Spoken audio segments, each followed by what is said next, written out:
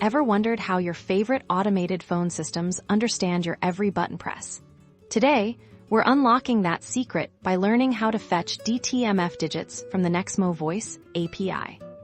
Our journey begins in your Nexmo Dashboard. Navigate to the Voice section, which is your central hub for all things related to voice applications with Nexmo.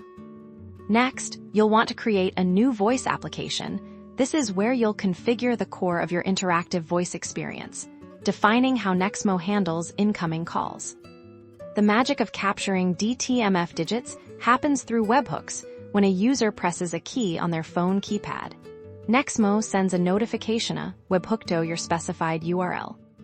On your server, you'll set up an endpoint to receive these incoming webhooks. This script will be responsible for parsing the data sent by Nexmo. Within the webhook payload, look for the Dtmf event. This is the key section that contains the digits the user has pressed. Specifically, within the Dtmf event, you'll find a digits field. This field will contain the actual numeric or hash and characters dialed by the user.